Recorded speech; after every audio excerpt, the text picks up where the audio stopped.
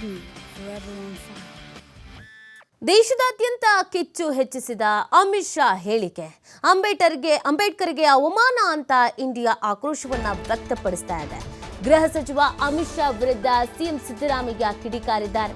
ಸುದೀರ್ಘ ಬಹಿರಂಗ ಪತ್ರದ ಮೂಲಕ ಸಿದ್ದರಾಮಯ್ಯ ಆಕ್ರೋಶವನ್ನ ವ್ಯಕ್ತಪಡಿಸಿದ್ದಾರೆ. ಅಮಿತ್ ಶಾ ಅವರೇ ತಮ್ಮ ಹೇಳಿಕೆಯನ್ನ ತಿಳಿಸಿದ್ದಾರೆ ಎನ್ನುವುದು ಸ್ಪಷ್ಟೀಕರಣ ಕೊಟ್ಟು ಆತ್ಮವಂಚನೆಯನ್ನ ಮಾಡ್ಕೊಳ್ಬೇಡಿ. ಅಂಬೇಡ್ಕರ್ ನಮಗೆ ವ್ಯಸಲ ಅಲ್ಲ, ನಿತ್ಯ ಸ್ಮರಣೆ. ನಮ್ಮ ಉಸಿರು ಇರೋವರೆಗೂ, ಸೂರ್ಯ ಚಂದ್ರ ಇರೋವರೆಗೂ ನಾವು ಅಂಬೇಡ್ಕರ್ ಸ್ಮರಣೆಯನ್ನ ಮಾಡ್ತೇವೆ. ನಿಮ್ಮ ದುರಹಂಕಾರದ ಮಾತಿಗೆ ಜನ ಛೀಮಾರಿ ಹಾಕ್ತಿದ್ದಾರೆ. ಅಂಬೇಡ್ಕರ್ ಸಂವಿಧಾನ ಇಲ್ದಿದ್ರೆ ನೀವು ಗೃಹ ಸಚಿವರಾಗ್ತಾ ಇರಲಿಲ್ಲ. ಬದುಕು ಕೊಟ್ಟ ಮಹಾತ್ಮನನ್ನೇ ತುಚ್ಛೀಕರಿಸುವ ಅವಕಾಶ ಸಿಗ್ತಾ ಇರಲಿಲ್ಲ. ಅಮಿತ್ ಶಾ ಹೇಳಿಕೆಯ ವಿರುದ್ಧ ಸಿಎಂ ಸಿದ್ದರಾಮಯ್ಯ ತೀವ್ರ ಆಕ್ರೋಶವನ್ನ ವ್ಯಕ್ತಪಡಿಸ್ತಾ ಇದ್ದಾರೆ.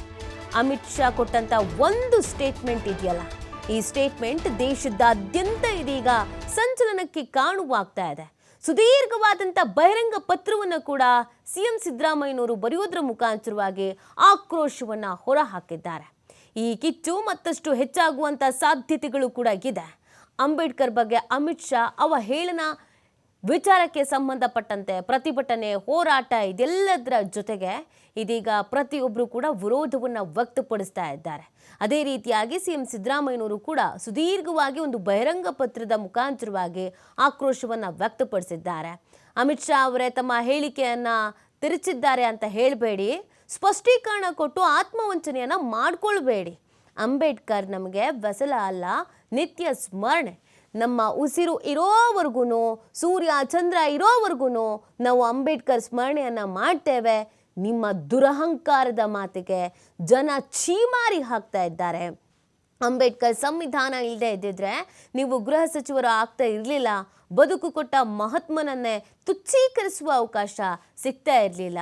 ಅಮಿತ್ ಶಾ ಹೇಳಿಕೆಯ ವಿರುದ್ಧ ಸಿಎಂ ಸಿದ್ದರಾಮಯ್ಯ ಈ ರೀತಿಯಾದಂಥ ಆಕ್ರೋಶವನ್ನು ವ್ಯಕ್ತಪಡಿಸಿದ್ದಾರೆ. ನಿನ್ನೆ ರಾಹುಲ್ ಗಾಂಧಿ ಸೇರಿದಂತೆ, ಪ್ರಿಯಾಂಕಾ ಗಾಂಧಿ ಸೇರಿದಂತೆ, ಮಲ್ಲಿಕಾರ್ಜುನ ಖರ್ಗೆ ಅವರು ಸೇರಿದಂತೆ ಅನೇಕರು ಪ್ರತಿಭಟನೆಯನ್ನು ಕೂಡ ಮಾಡಿದ್ರು. ಸಂಸತ್ ಹೊರಗಡೆನೆ ಪ್ರತಿಭಟನೆಯನ್ನು ಮಾಡಿದ್ರು. ಕ್ಷಮೆಯನ್ನ ಕೇಳಲೇಬೇಕು, ದೇಶದ ಜನತೆಗೆ ಇವರು ಕ್ಷಮೆಯನ್ನ ಕೇಳಲೇಬೇಕು ಅನ್ನುವಂಥ ಆಗ್ರಹವನ್ನು ಕೂಡ ಮಾಡಲಾಗಿತ್ತು.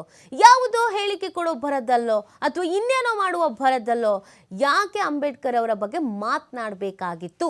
ಮಾತನಾಡುವಂಥ ನೈತಿಕತೆಗೆ ಇವರಿಗಿಲ್ಲ. ಯಾಕೆ ಅವರ ವಿಚಾರವನ್ನು ಎತ್ತಬೇಕಾಗಿತ್ತು ಅನ್ನುವಂಥ ಆಕ್ರೋಶವನ್ನು, ಅಸಮಾಧಾನವನ್ನು ವ್ಯಕ್ತಪಡಿಸಲಾಗ್ತಾ ಇದೆ. ಕ್ಷಮೆಯನ್ನ ಕೇಳಲೇಬೇಕು ಅಂತ ಪಟ್ಟು ಹಿಡಿದು ಕೂರಲಾಗಿದೆ. ಈ ಹಿಂದೆ ಕೂಡ ಬಿಜೆಪಿಯಿಂದ ಸಂವಿಧಾನದ ವಿಚಾರಕ್ಕೆ ಸಂಬಂಧಪಟ್ಟಂತೆಗೆ ಸ್ಟೇಟ್ಮೆಂಟ್ ಅನ್ನು ಕೊಡಲಾಗಿತ್ತು. ಸಂವಿಧಾನವನ್ನು ಬದಲು ಮಾಡಿಬಿಡ್ತೀವಿ, ನಾವು ಅಧಿಕಾರಕ್ಕೆ ಬಂದ್ಬಿಟ್ರೆ ಸಂವಿಧಾನದಲ್ಲಿ ಏನೇ ಇರೋದೇ ಇಲ್ಲ, ಈ ಥರದೆಲ್ಲ ಸ್ಟೇಟ್ಮೆಂಟ್ ಅನ್ನು ಕೊಟ್ಟು ಆಗಲೂ ಕೂಡ ಆಕ್ರೋಶಕ್ಕೆ ಕಾರಣವಾಗಿತ್ತು. ಆಗಲೂ ಕೂಡ ಪ್ರತಿಭಟನೆಗಳು ನಡೆದಿದ್ವು. ಇಷ್ಟಾದ್ರೂ ಬಿಜೆಪಿಗರು ಎಚ್ಚೆತ್ತುಕೊಂಡಂಗೆ ಕಾಣಿಸ್ತಾ ಇಲ್ಲ. ಅಮಿತ್ ಶಾ ಅವರ ಹೇಳಿಕೆಗೆ ಇದೀಗ ದೇಶವ್ಯಾಪಿ ಆಕ್ರೋಶ, ಅಸಮಾಧಾನ ವ್ಯಕ್ತವಾಗ್ತಾ ಇದೆ. ಯಾಕೆ ಈ ರೀತಿಯಾದಂಥ ಸ್ಟೇಟ್ಮೆಂಟ್ ಅನ್ನು ಕೊಡಬೇಕಾಗಿತ್ತು ಅನ್ನುವಂಥ ಅಸಮಾಧಾನವನ್ನು ವ್ಯಕ್ತಪಡಿಸಲಾಗ್ತಾ ಇದೆ. ಕೇವಲ ಕರ್ನಾಟಕ ಮಾತ್ರವಲ್ಲದೆ ಬೇರೆ ಬೇರೆ ಭಾಗಗಳಲ್ಲೂ ಕೂಡ ಹೋರಾಟ ಮಾಡಬೇಕು, ಪ್ರತಿಭಟನೆ ಮಾಡಬೇಕು ಅನ್ನುವಂಥ ನಿರ್ಧಾರಕ್ಕೆ ಬರಲಾಗಿದೆ. ಎಲ್ಲ ಜಿಲ್ಲೆಯಲ್ಲೂ, ರಾಜ್ಯಗಳಲ್ಲೂ ಕೂಡ ಪ್ರತಿಭಟನೆಯನ್ನ ಮಾಡ್ತೀವಿ ಅನ್ನುವಂಥ ಎಚ್ಚರಿಕೆಯನ್ನ ಇದೀಗ ಇಂಡಿಯಾ ನೀಡ್ತಾ ಇದೆ. ಅದರ ಜೊತೆಗೆ ಕ್ಷಮೆಯನ್ನ ಕೇಳಲೇಬೇಕು, ಇದನ್ನು ಇಲ್ಲಿಗೆ ಬಿಡುವಂಥ ಮಾತು ಇಲ್ಲವೇ ಇಲ್ಲ ಅಂತ ಕೂಡ ಹೇಳ್ತಾ ಇದ್ದಾರೆ. ಸೊ ಇದಕ್ಕೆ ಸಂಬಂಧಪಟ್ಟಂತೆ ಅಮಿತ್ ಶಾ ಯಾವ ರೀತಿಯಾದಂಥ ಸಬೂಬನ್ನು ಕೊಡ್ತಾರೆ, ಸಮರ್ಥನೆಯನ್ನ ಮಾಡ್ಕೊಳ್ತಾರೆ ಅಥವಾ ಕ್ಷಮೆ ಯಾಚಿಸ್ತಾರಾ ಅನ್ನೋದನ್ನ ಕಾದು ನೋಡಬೇಕಾಗಿದೆ.